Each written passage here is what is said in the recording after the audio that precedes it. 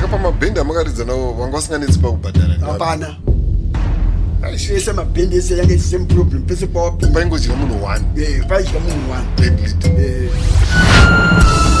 Typically, we focus all our attention on the band leader or lead vocalist, while ignoring the rest. However, in preparation for his birthday, Mono Mukundu is hosting a program twice a week called Artist to Artist Monocast, in which he sits down with a band member, session musician, or producer and discusses their lives, triumphs, and challenges. Remember that in most cases, panonzi magitari abhadhara is the microphone yekushaura yabhadhara. Vari kumashure vese may not be included.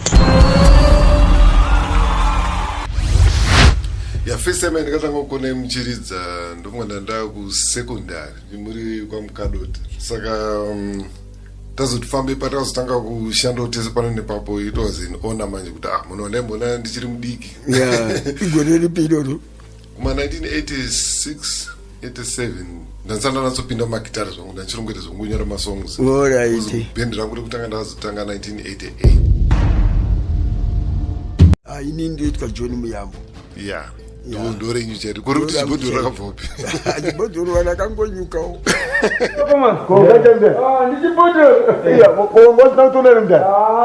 inyaya kuti makapfupika here ndofunga ndizvozvo ndakuti yacho kwakudzara kwakune zvimadhambi zvimabhodhoro zvecastro nelion hazviri zvipfupiso saka ndakatanga ndichinzwi chidhambi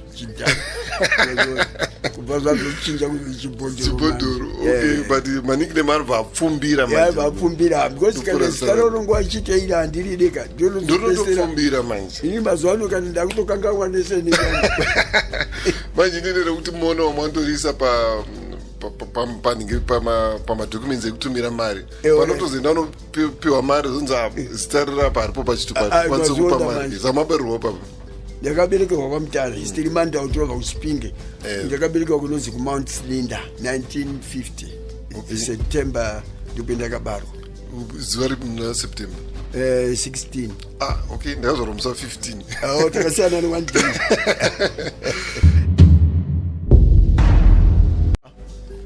mamutare ndomwe ndakadzidza kudanga reprimary school 1959 ndomwe ndakatanga chikoro izvokazopedzisira kudhara anzi kuchikoro anzi wainzi unofanira kutanga kubata nzeve mani ndaitadza kusvikira nzeve ndakazoenda nekubheki kugosi saka nosora kubata nzeve wanga usingene kuchikoro wanga usikapindi wainzi usati wakura mazoi ini ndakatanga handichimudiki ndakatanga kuchipinda iko kuchechi yedu kwakune chechi yainzi Zion mazioni yanengoma inoridzwa uku neuku usa ndo kwamakatangira ngoma ndope ndakatangira ipapo ndichine 5 years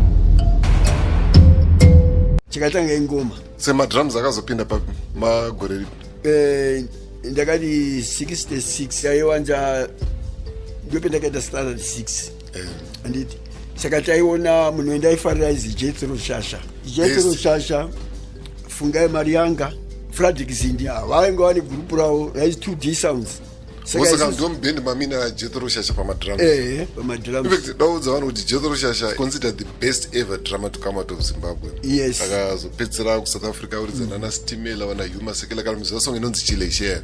Ndi Jethro Shasha ngari pamadrums ndi arutaurwa nawo Muyambo iyo. Ukitaura saka ndaiti Jethro achiridza so ndairara nedumbu ndakaenda kuti nditarise ndinyasokuona gumbo rake zviri kufamba sei ndairara nedumbu so kunyatsokuona kuti ari kuridza sei pashow iri pamo pashow wanakwasa shamisika here kuti munhu ari kuzva tati wadiki ka ndisina bhutsu tine zvikabudura saka because isusu ndisi taiisa maposta tononami tozopinda mahara mushow osanga itori nzira yekutotenga pemunhingirini entrance yekupinda ndizvozvo taibva tatoziyoti taisa maposta zvese taisa topinda mushowmastaff osandu pamakazoinspire manje kuti mudzidzire madrums ndaitoti inini madrums acho ndandakutogona nekuseta uchimusetera iye aizosara osvika pashow tatoseta zvese pana vanhu vakangwana vanoziva kuti hakusi kupusa kushandiswa nenzira iyoyo.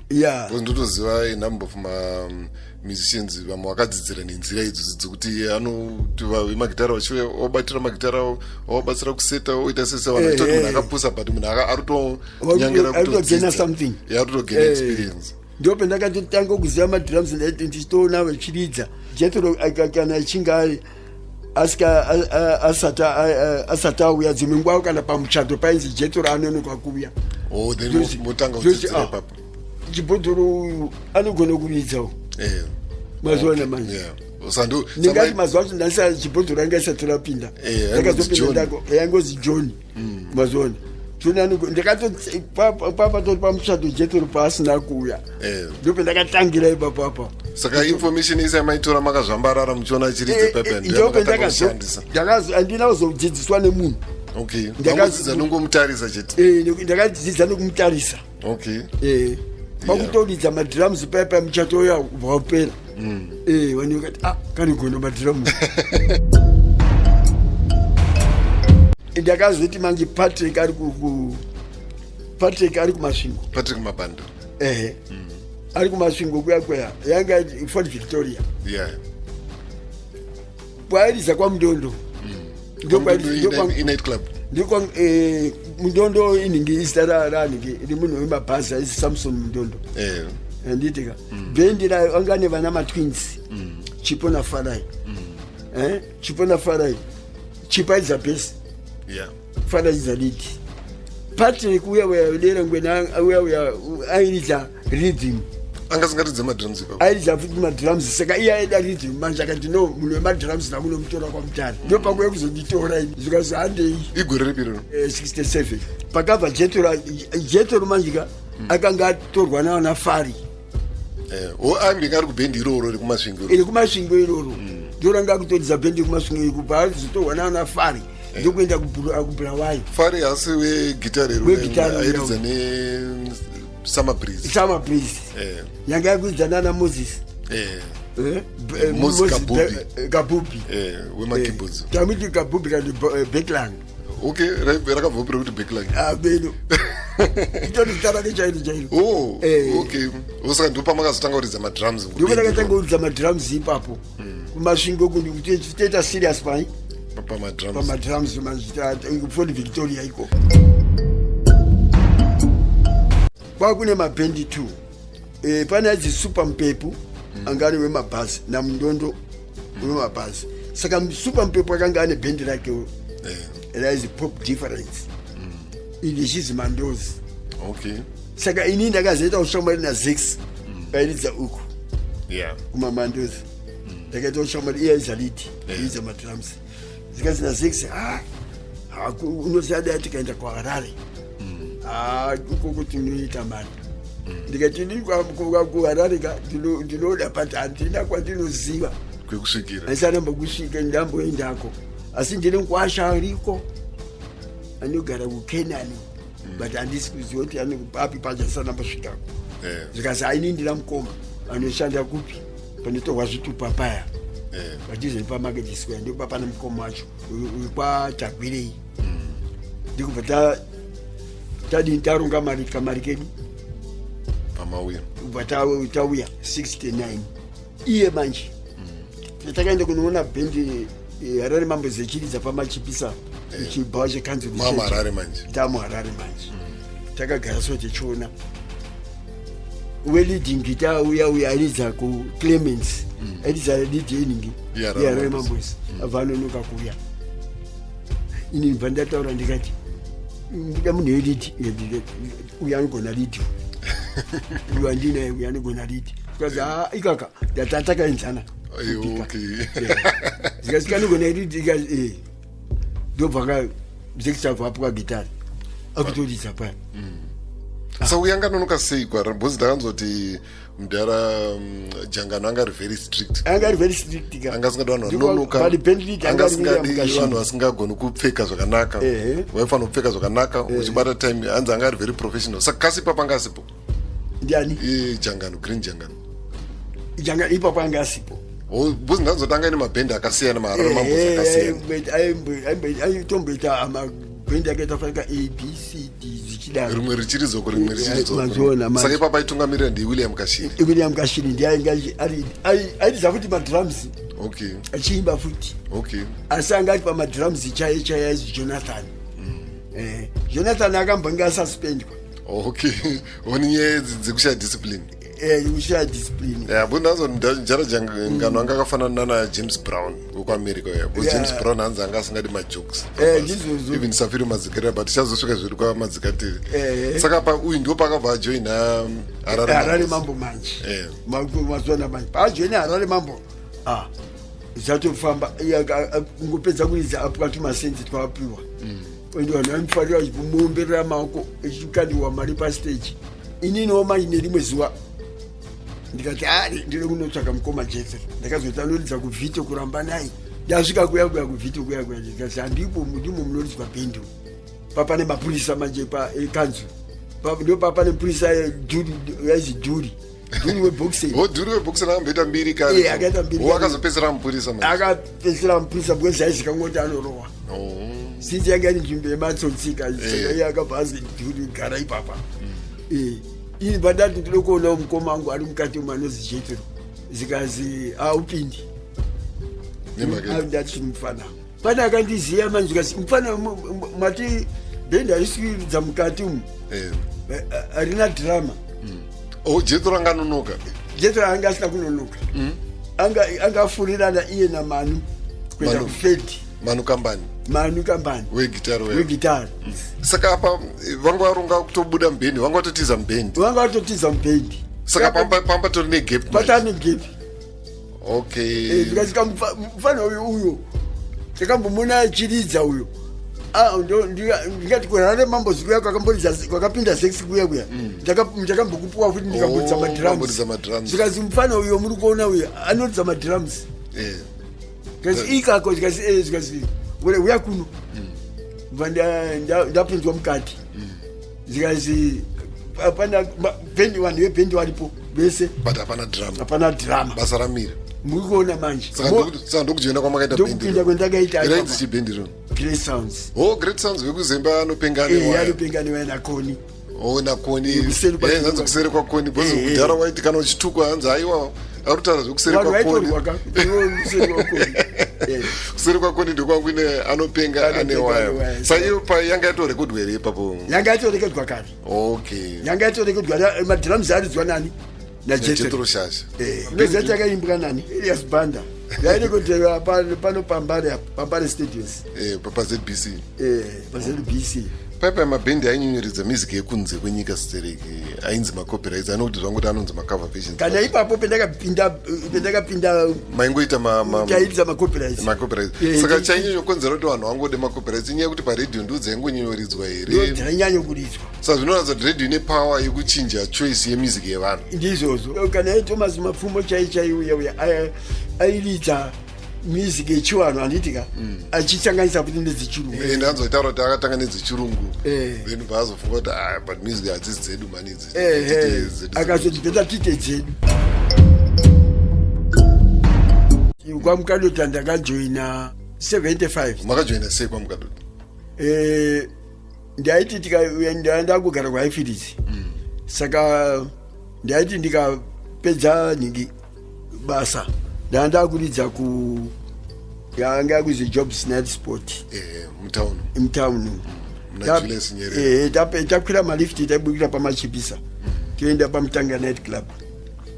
Mutanga Night Club manje wechingosvika padhoba pane maflipa usati wapinda padhoba mukati magames aya maflipa aya. Saka Mukadota ndio game raifarira. Saka ndasvika ipapo one day ndakabva ndasangana naye achitamba ndasangu ndichiona zvikasi iyo mufana iyo ndakambokuona achiidza madrums kaivo. Ndakakuona unogona kaivo. Ndikati mbijana ndikutira zvikasi handinoda kushanda newe. Mozoya tozopractice paCJ Hall, Selim Jennings Hall.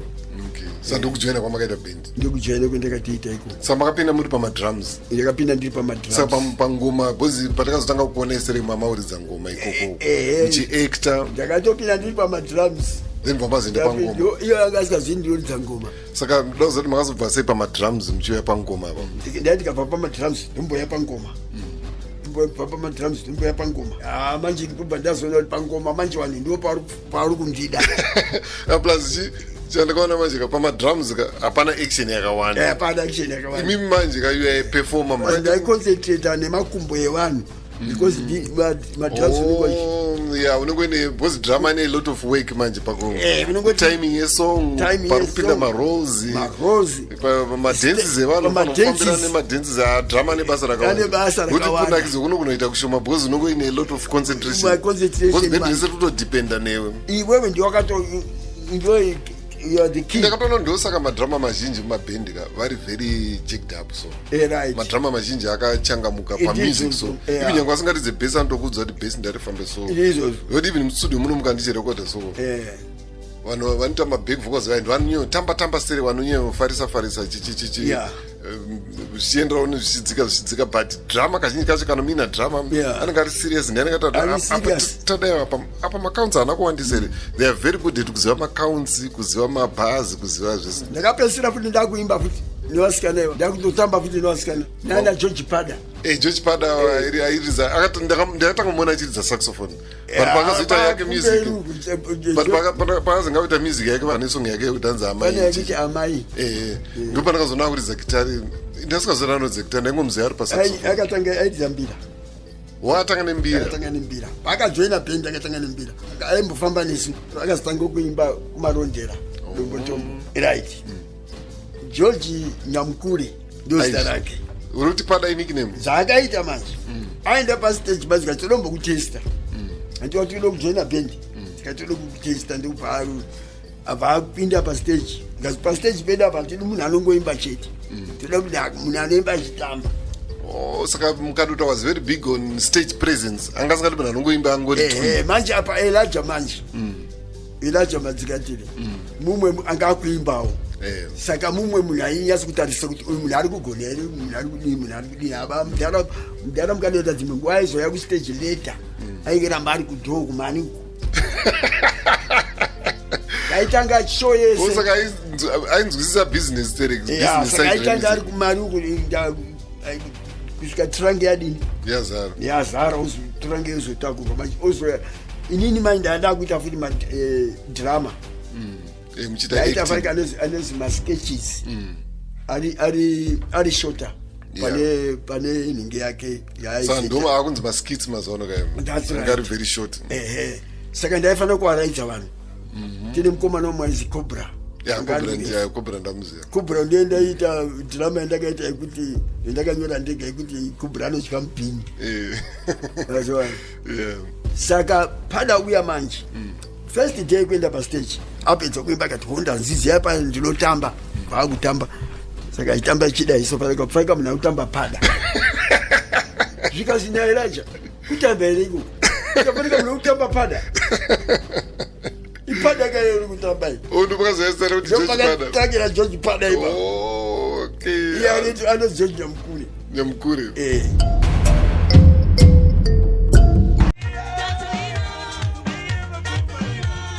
nguva zhinji ndaiti ndikangoita kuwanaka off ndombodzokera saka ndakaenda paimwe hotero iri mutown mandasvika kupinda ipapa ndo pandaona ndo mazuva akauya mumwe muchindi aibva kuzambia ainzi taze aisungwa ruoko necheni uku kune rori achidzidhonza mazoona saka manheru aya ane zvaaizoita manje munight club ane mafinest fit aiita pashow aizi taze ndobva pana katarira ipapo angakajoina akatani handingazivi hangu munhu angagara ane chimwiri kubva ndadini asi ndaingopinda hangu ndichingomona ndikabva ndazomuti aita apa half time ndikati ndozi chibhodhoro ndiluza namukada namatsikatiri saka ungada basa rekujoina kwedu tikasi ndizva ndikutodaka ndikati saka manje woita kaiwe ndikusira chi ndikusira address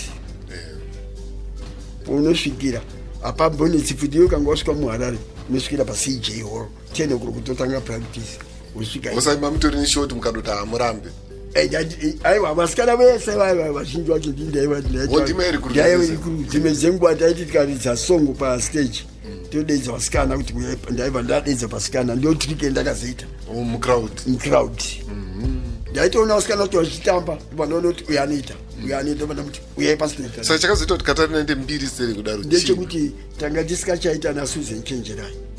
Susan Chenjerai anga aregezera Susan Chenjerai akanga ndiakaimba tiri kwa unyani anditika wabva wanetsana nani namukadota panyedze waita na buti panyaya dzemari abva abuda wosaka ndambobata something pakuacta vaingoacta zvawachita namurume nemukadzi pari pakuacta regai kunge munopenga munozava barwizi ini chokwadi makutondiitira semunhu anopenga muno but off stage vaita nabudi nasisi kuti hapana kana kudanana kwahapana kudanana vamwe zvava zviri very professional saka takazongoona Susan haachaui tasikafambi naye nebhendi aimiria zvekustudio angasingauye kumashows mashows sei angasingauye kumashows aiwa because zvekumashows angasingazvidi hani kuti angasikazvidi ba jive yairohwa ikoko yanga iri yakasiyana nezvekustudio akasanga ari munhu wechechi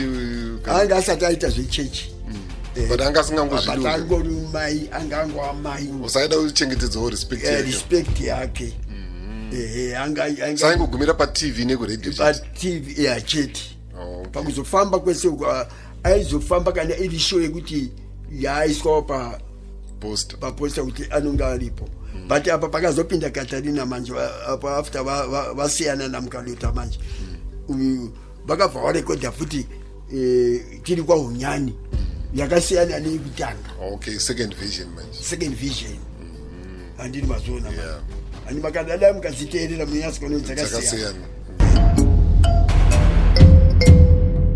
aida discipline itaura zvekudhakwa ndini saka munhu hapana aibvumzwa kudhakwa pastage hapana aibvumwa kudhakwa then padressing aida mucheno dressing tese munhu ese ainomezhwa wainomezhwa mutotengerwa hembe ngausingapindika nehembe dzekumba pamba itode hembe waitouya uniform kana uniform yacho watouya nayo inofanira kutouya yakadini yakachena yakaona kana iwe unongoona usingosvika unongoonawo zviripo wototeedzawo zviripo mauniform aitenga ndiyega kana kuti enda munotsvaka jena ramunoda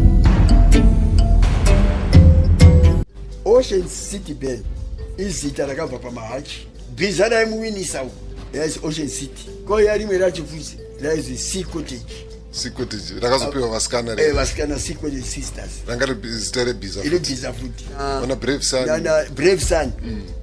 Sun yanga pakazouyana Tobias Arqueta ndio vakazoshandisa iroro Brave Sun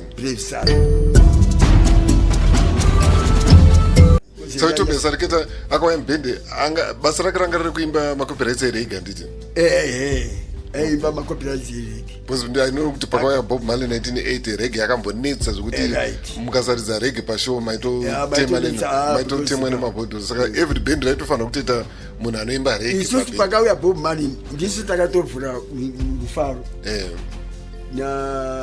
naZex Manasa wamairidza naZex Manasa ipapo Zex Manasa ane band waine band imami neband ripi atina mukadota sa iye anga rise Bob Marley mambotaura naye ndatorire mapikicha tese muchina we handichisina saka iye anga risei pakuwiranawo nevamwe vanhu ndanzoti hanzi anga ari munhu ari very humble sereka akadzikama sereka Bob Marley anga ari Thomas Mapfumo akauya kuzojoina akati ndine music yangu saka iye aita dzake angatone yake program mukadota anenge asati auya kustage inini ope ndaipindawo nemadhiramu angu mukadota anenge asati auya kustage mukadota aitozoya horo yadini yatozaa yatsindirana ya ndataizaza pese petaenda Kana ndofunga band renyu ndo ranga riri rimwe rekutanga kuita mafamily show ndizvozvo kana mumahalls vashoma mabhendi anga acharidza mumahalls mashoma ndisitata kudzanafangosima yako rutendo ho mazona mana bite but saka akazobuda sei kwamukadota akazongobuda akudini akunotanga rake chekuti kazhinji kacho majongwe mairi kugara musha 1 zvinonetsa nguva ukatedza mitemo yake maigara zvakanaka kouya vazhinji manje taizonetsana panyaya dzemari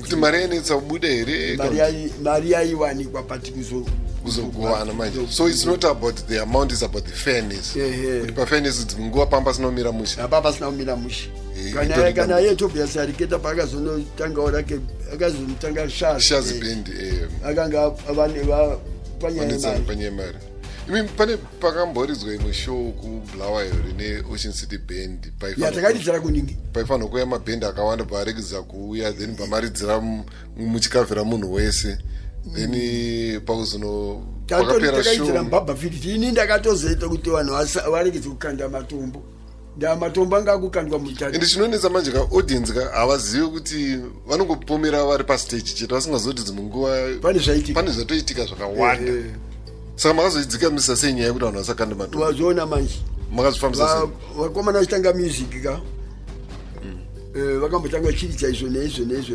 ndainini ndasikatangi ndapinda nairanja mazona ipapa ndandichikupisa okay osama musingangopinde maitoita grand entrance ndaitombogara ndiri changing room ndapfeka garments ndapfeka fanaka chigauni ndo chamaipinda nacho kana kumozambique chako ndakaenda nacho ichocho saka ndo chendaipinda nacho even kurufaro patakavhurira Bob Marley vanhu vakanakira ndakapfeka chigemendi changu ichocho saka ndaiti kana ndapinda naye lajama dzikaitire taimba sedi ndo paimbana karati vana vanotamba karati mazona nedzimwe dzimwe chaiwe jazz guitar wewe kumozambique wewe ndambotaura naiwe taenda noridza teso South Africa pane show yatairidza pasame stage akatonditi kuzimbabwe pana artist wandaifarira sereka inzi Elijah Madzikatira vatondimbira karati chimwe chizvo vandozivawo vana because kumozambique mukadoti haana kuzostaja because kuti astage zvaaita zvemadhirama nechichi vanhu vangu vasikazwi language samaizongoita saka inini manje nairaja vanhu vaifarira maaction vazoona okay saka ndandotoza kuti makazodzikamisa vanhu sei kuti vanhu vasakande tapinda pastage manje ka takupinda ana karati nedzimwe dzakadaro dzididze takupinda dzine machi dzine maaction endaiita nekuhedha nemusoro hedha ngoma nemusoro ndaihedha zvese vanakirwa pawakanganwa isati ukanda matombo wanga ukanda mari chinja wakukanda mari saka after show iyo ndo pamakazobuda manje manetsana tapedza ipapo manjika ndopatakazoziva ndei kune imwe night club yaizi top 10 Bulawayo ikoko tikatinge asikazanoda chicken aizvezesa munoda ichikai andani mapaid anga ari mamande mamande tatikanga takubva ikoko mamande anenge azoturikidzana tisikatambiri tiri kunze uri kunze ikoko waiti ukatiwo kuna baba iri kukumbirawo kumba ndakasiya kusina chikafu ndekumbirawo mari vati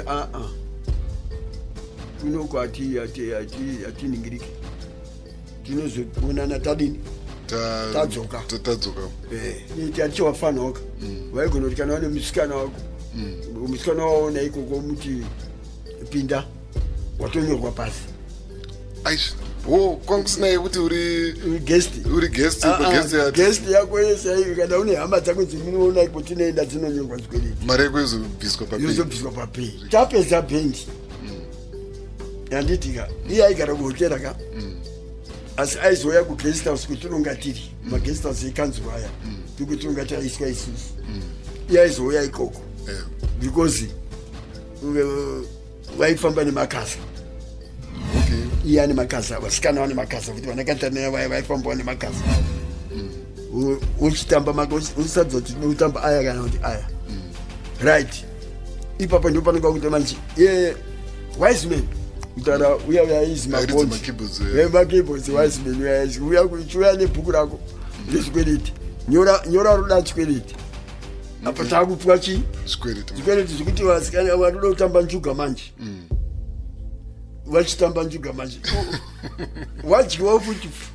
Ukwereta futi. Aichi. Maria yenje. Saka mune mchitamba naye futi achikudya. Mchitamba naye inda ndikatamba. Saka aidzigona sereke. Aigona ka. Kuziangeto he was a gambler ka. Okay. Saka itamba kuti makasa. Wadyiwa futi. Wadyiwa pay. Kuzosvika kwekwedozi ndipay hapana. Aichi. Saka pamabhendi amakaridza nawo vanga vasinganetsi pakubhadhara ndevapi kandi vaimubhadhara zvakanaka ndevapi? Hapana. Kuti ndizvo wakaimba inini ndakazo mabhendi emuZimbabwe muno hapana aibhadhara zvakanaka. Ndakazojoina Real Sounds. Yanga ibva kuDRC. DRC yanga yagara yaye muno. Aichi. Vanga varoora muno futi. Apa mataura zvinorwadza zvanazo nditi pamwe dzii pandabvunza kuti ndiape mabhendi aibhadhara mukati hapana. Hapana. Ese mabhendi ese yanga isi same problem pese pawapinda. Paingodya munhu 1. Paidya munhu 1. Band leader. Kana na manager. Kana ukati bhendi ripi ndisikati tudoma nemazita. Ndikati futi takazomboshanda futi na tu. Takashanda isusu Ocean City Band. Takashanda na tu kuti tikano recorda. Ndaka kubereka. Chichinokonzera nyaya yekuti vanhu vasabhadhara muZimbabwe kumabhendi.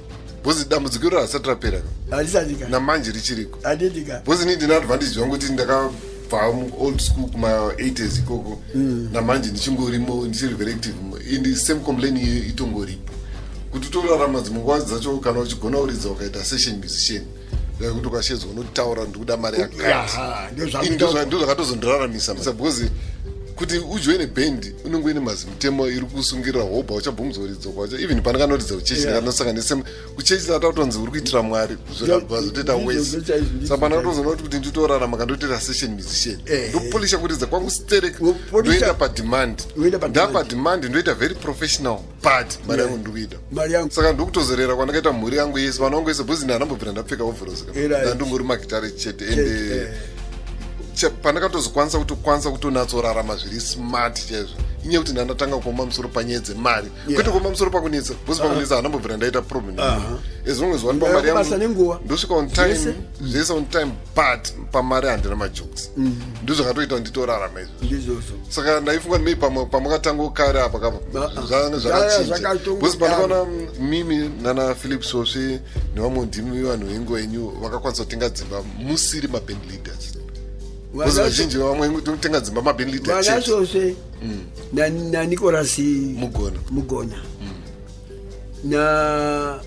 Na Wiseman keyboards. Vakaona inini ndichimhanya namukadota ndichiti ndisainirewo mapepa. Emba. Avasi vakazoti iwe uri kuzvifambisa sei ndikati vakagara nditomhanya nenyaya yeningi yemba uizviona manje vanhu vanofunga kuti Ocean City ndiani ndiya James Chimumba akatokumbira kujoina Ocean City tabva kupi kwamukadota tati isusu takonana takabuda tiri group vachishandisa chibhodhoro Ocean City kuti ndimamine zita rakakura ndandine zita sose ndiyangari band leader but inini pamari anikuzikanwa manje kana kuapproach anhu ima-instruments zviri nyore tatisina ma-instruments edu Big Temple kuti azogonake azodzidza kuimba nekuridza gitari ari kuchikoro akaona maposters amukadota muchinhoi aiuya upinda mahara aitokumbira ndiro kudzidzawo tichienda takubva muchinhoi taibva tanoridza kukaroi iye aripo achidzidzira magitari achidzidziswa nani nevakomana tatina mufana aizi Leo yeye ndiye aipota achidini achikumbirwa gitari nani na Biggie pakuseta ma-instruments Biggie aibva avabatsira kuseta ma-instruments haachafambi ubvati Leo vaibva vaswera vese tikataita shoma neru vari vese takudzoka naye arimo mukombi tomubudisa muchinoi kusvika akujara gitara kusvika azopedza chikoro manje zikazi baba kutaura mukadota zikazi ndidogo pane songo yenyu makaita soko yenyu ndiri kuida kumboiitawo yekunzi chekudya chese aise Bundi Boys aiwa ndiyamukadota ndiye akainyora ndiye composer mukadota akaita yake aina kutengwa aina kuita mbiri maningi yabhiki tembo vayaputika avanaonesana zvo paroyalties uyu ainotora maroyalties pamaroyalties mukadota aingonotora ake composers fee yake maperformance royalty vatorwa arrangement yake anonzi mamechanical royalties emasales ndizozo vaitora yake pananonzi magroups pachirungu mabhebha aya anototera vanhu magitari kutozvipira ega asingadi mari aida ngonzi adanana nemunhu ane mbiri aida ngonzi ndiri bhebhe rachibhodhoro and from especially kunyanya from 1994 to year 2000 ndopakanyanyisa kufiwa sterling right saka ndinoda zoti makapukunyuka sei apa ipapapa handingati inini ndazvibata ndingati chinhu chekutanga ndechekuti handambotaura kuti ndaipinda zioni ndakakurumidza kuziva Mwari kare sandozvo akatokuchengetai saka maenda kumagitare but ndichinamata okay saka minzi kunamata ndokwata kuti ndisvike pandiri kutizana nemiedzi yevakadzi asi kuuya yaiuya vaiuya because vakadzi waupfimbika anoya vega anotoya vega asi iwo zviri kwauri kuti udini inonzvengeswa vanhu vazhinji vanofunga kuti munhu ugone kupefoma nofanira kuva vakadhakwa life yenyu hapana basa rinogoneswa nedoro which means kuti wajara kusenza wakadhakwa musi wekuenda kustudio usina kumwa doro uchaita sei hamudiwe doro mustudio macho ende ukatoenda wakadhakwa imomo hautodiwimo hapana munhu anoda iwe saproducer ungatore ungati munhu akadhakwa kuti basa haribudika ende ane nharo saka life yenyu yese kubvira pamatanga magitara munambobvira mamwa doro ndinomwa okay kana iye zvine zvindirogona ndatongofunga ndonakirwa kana pakaita kapati discipline kwete zvekuita marambadora ilese tiri kuperforma handiti inda madoro munoziva kana wamadoroka unoda kuenda kulu kakawandisa urati achaperforma ndiani ipapa fanika mazuva ayatairisa magara aya maakunzi ndimi maakupinda apo iwo akapreswa iwo wakumhanya azvibude madrugs akasiyana nedoro pakuti doro kune vanotozivikanwa kunzi ava ndive maramba doro avafanira kumwa ava vanogona kumwa vaine discipline kumadrugs manje result yacho ingori imwe chete hapana anombonzi uyo akatora madrugs akazoitawo zvakanaka akazovaka musha manje madrugs kwandirogara ini ndogara kubudiriro taviga vafana vakawanda inini pamba pangu ndinogara ndine ngoma dziya idzi dzichivanhu chedu idzi ndinohaisa unoona vanouya vazhinji kwedu kwaitika nhamo ukabvunza kuti nhamo yacho ndeyenyozi mufana uya mufana wemwaiziya uya iyo zvine zvimanje manje takabva kuigwa wetakaiga nofunga vanokwana vatatu nenyaya yemadrugs and anongofa akagara pasofa kudai serious munhu utofa kutofa chaiko mumwe akabva kufamba manje tisikadi hangu kutaura zvemazita akatonge akagara pasofa vakafunga kuti zvino chiini vakamupidza vakahaya taxi kuenda paclinic zvikazia toda kutaura naye asi kutaura because ima musikona kuti munhu anyarara munhu afa kao unonga machiti munhu ari right pamwe kudhakwa asi munhu atodini saimi chakaita kuti muzogone kuperforma kudaro because imi pastage munoperforma though one of your biggest usaiziva kuti unoziva kawandizozivi ndinogona kana kuti aiwa akuperforma because kufadza vanhu munogona handiti ka saka zvinhu zvamakadzidziswa here kugara pasi kana kwamukadota because kwamukadota ndiko ndokwamakatanga unatso kumirizika stereke ndizvozvo saka mukadota akasara akutonditora aona kuti ndinogona kuperforma nakidza vanhu vakadzira kupi ende akakudzidzisa indiana zvese izvi kaizvi ndoisa kumaoko aMwari. Okay. Zvese handidi kuti hapana munhu wamungati uyu ndiye akanatsogarisa pasi. Hapana. Ngozi ini ndotofunga zvimwe zvinhu ino zvino ndakakuwara ka.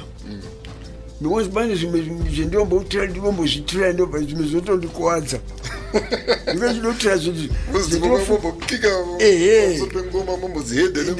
pamwe ndakazombohedha futi neziso ndikarwadziwa but handidi kuti vanhu vazoziva kuti ndakundarwadziwa noshingirira kusvika ndabvapo.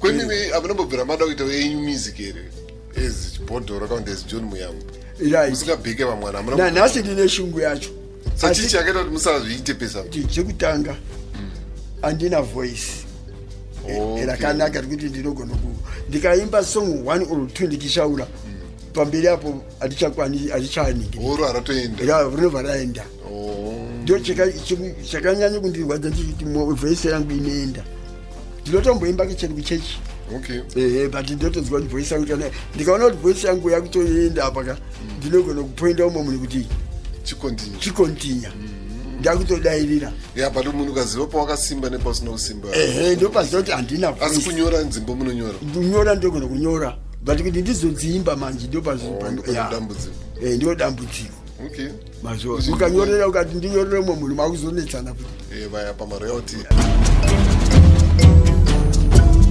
aiuya ane chipo chekutamba chekudini chekuimba koyo anoita futi zvenhingi mumichato zvekuita MC anodedzwa kuita MC mazona saka ndinoti mwadi ipapo ndio pakadidini inini vana vangu vese chero vasikana ndine 3 boys 3 girls vese vanogona kuti ava vasikana vakarorwa mudzimba dzavo mwari akabatsira but I think chinhu chinofadza kuona unako vachibudirira vachiita upenyu huri simple kana iye wacho ari kuprison akachata kurooraka watorooraka hachisini chekuti azindo zvakafanana nekufaka nekufa kamwe watoenda vakuru vanoti kumhandara idamba kamwe idamba kamwe ngokuti hapana futi kana wachadzokera waita jayapoti azi akanaka akaita so saka achizi vanhu vazhinji vanovanza kuti kare taisi kutanga wasvika naye pamba inini pandiri panapa ndane makore 73 ndakaberekwa 1950 saka ndane 73 years kurarama uko hakusi kuti ndakangwara kana kuti ndinogona asi chendinotaura kune vamwe maupcoming musicians ari kutanga iye zvino chekutanga nyaya yevasikana iyi inoda kungwarirwa ukaziva Mwari chinhu chakanaka zvinobatsira. Chechipiri nyaya yazoya nhasi yemadrugs iyo iyi haisiyo inogonesa munhu munhu unogara wakabarwa nechipo chako asi munhu echingobuda munhu mumamai wake unonge akafumbata buzukataza Lucky Dube aipenga pastage Wingy D anopenga pastage Oliver Mtukudzi aipenga pastage vese vari patatu hapana idhako wese ino maita basa serebhozi apa chatoda kumora information ende apa mati painformation yakawanda vazukuru vedu vazukuru venyu vachazoona this material imwe yacho ichanyorwa pasi zvichizobatsira vanenge vaida kudzidza.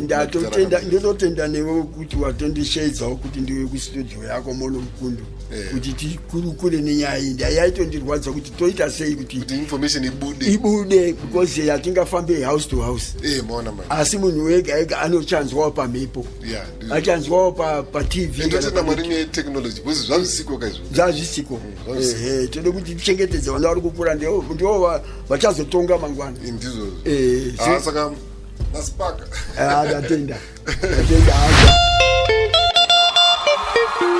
Come experience a thrilling event as Mono Mukundu, God's favourite guitarist and music producer, presents a book launch concert to commemorate the publication of the second edition of his captivating autobiography, Following the Melody.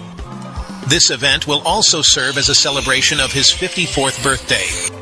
The book launch event will feature a musical performance by Mono Mukundu, along with various other musical acts. Artists performing at the event include Fungisai, Mbeu, Jericho, Josh Meg, Tendai Mavenkeni, Fab Ovation, Wachari, Tina Wachkoka, Audrey Dangiwa, Mbende Ben, Ofi Ben, Maison of Asian Tribes, Mono Full Praise, and others. The event is scheduled to take place on Friday, September 13th, 2024, at Alliance Francaise in Harare. The event begins at 6 p.m., and the entrance fee is only $5.